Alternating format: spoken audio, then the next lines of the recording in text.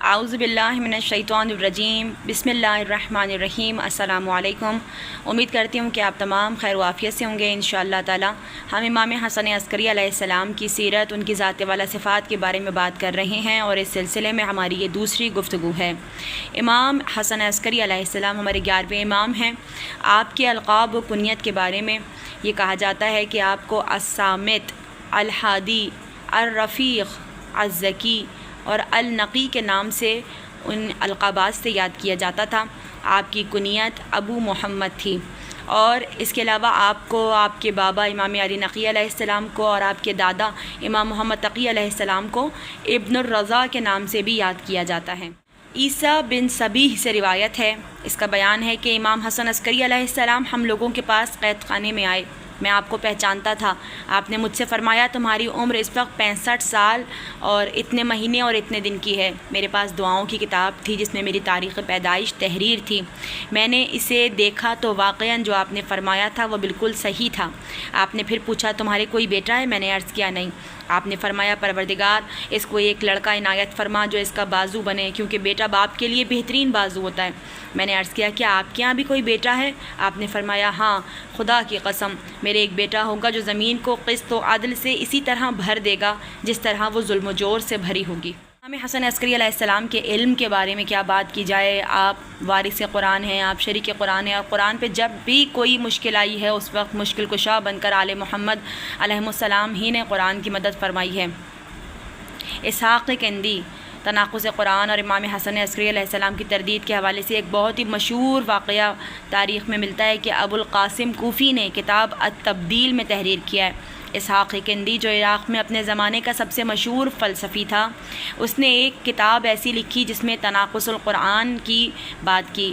جیسے کچھ آیتیں ایسی ہیں کہ جو ایک دوسرے کی تردید کرتی ہوئی نظر آتی ہیں، لیکن یہ صرف کم علم لوگوں کا یہ قول ہے، کیونکہ قرآن کریم میں کوئی تنقیص نہیں پائی جاتی۔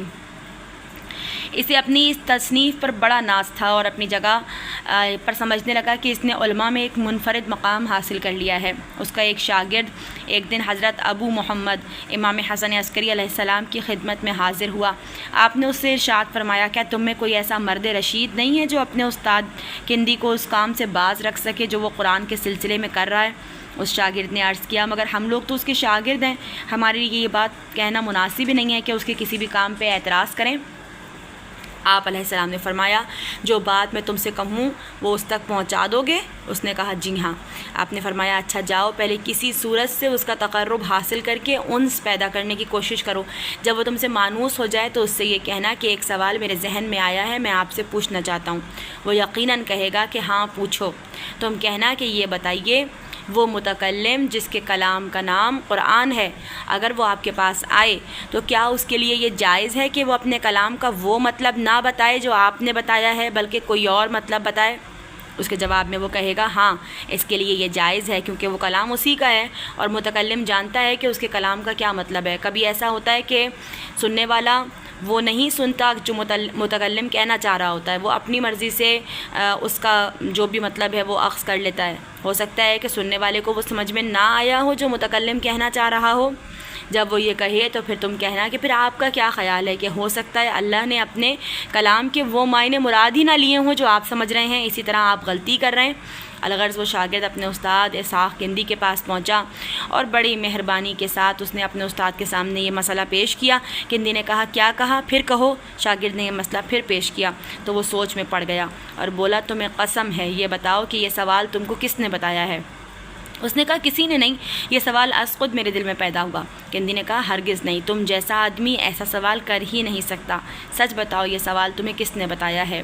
بالآخر اس کو کہنا پڑا کہ مجھ سے حضرت ابو محمد حسن عسکری علیہ السلام نے فرمایا تھا کہ آپ سے یہ سوال کیا جائے۔ کندی نے کہا ہاں، اب تم نے صحیح بات بتائی ہے، اس قسم کا سوال تو سوائے اہل بیت کے اور کسی کے ذہن میں آ ہی نہیں سکتا۔ اس کے بعد اس نے آگ منگوائی اور اسی وقت تناقض قرآن کے متعلق جو کچھ لکھا تھا وہ سب جلا دیا۔ محمد بن اسماعیل علوی سے روایت ہے کہ علی بن اوتاش جو ایک شدید دشمن آل محمد تھا، آل ابو طالب پر تشدد کیا کرتا تھا۔ ایک دن حضرت ابو محمد امام حسن عسکری علیہ السلام اس کے پاس بیٹھے تھے۔ راوی کا بیان ہے کہ ابھی آپ ایک ہی دن بیٹھے تھے کہ اس کی گردن آپ کی عظمت و جلالت قدر کے سامنے جھک گئی، آپ کے سامنے اس کی نگاہ نہ اٹھتی تھی۔ جب آپ اس کے پاس سے اٹھے تو وہ بہترین صاحب بصیرت بن چکا تھا اور آپ کی مدح زرائی کر رہا تھا۔ فقط آپ کی صحبت، ائمہ کی صحبت، امام کی صحبت بھی انسان کو بدل دیتی ہے۔ اسی لیے خاص طور پر ہمیں روایات میں ملتا ہے کہ اچھے لوگوں کے ساتھ صحبت اختیار کرنی چاہیے، کیونکہ صحبت اپنا اثر رکھتی ہے۔ متوکل عباسی جو کہ آل محمد کا ہمیشہ دشمن رہا، اس کا ایک شاعر تھا ابو یوسف۔ اس کا بیان ہے کہ جب میرے ہاں ایک لڑکے کی ولادت ہوئی، میں اس وقت بالکل تنگ دست تھا۔ میں نے کئی آدمیوں کے پاس مالی اعانت کے لیے رقعے لکھے، یعنی میں چاہتا تھا کہ کوئی میری مدد کر دے، مگر میرا قاصد ہر جگہ سے ہی مایوس واپس آیا۔ تو میں نے اپنے دل میں کہا اب میں خود ہر ایک کے دروازے پر جاؤں گا۔ سب سے پہلے میں جب امام حسن عسکری علیہ السلام کے دروازے پر پہنچا تو اندر سے ابو حمزہ نکلا، جو امام کے غلام تھے۔ اس کے پاس ایک سیاہ تھیلی تھی جس میں 400 درہم تھے۔ اس نے کہا میرے آقا فرماتے ہیں کہ لے یہ رقم اپنے مولود پہ خرچ کر، اللہ تعالیٰ تجھے مبارک کرے۔ یہ ہے ہمارے امام کی سیرت، یہ ہے ہمارے امام کا طریقہ۔ نہ صرف یہ کہ دوستوں کو عطا کرتے ہیں بلکہ دشمنوں کو بھی نواز دیتے ہیں۔ آپ کے دروازے پہ آنے والا کبھی خالی ہاتھ واپس نہیں جاتا۔ ابو حمزہ نصیر سے روایت ہے کہ میں نے حضرت ابو محمد امام حسن عسکری علیہ السلام کو اپنے غلاموں سے انہی کی زبانوں میں کئی مرتبہ باتیں کرتے ہوئے سنا، جن میں کچھ رومی تھے، کچھ ترکی تھے اور کچھ دوسرے جگہوں کے رہنے والے تھے۔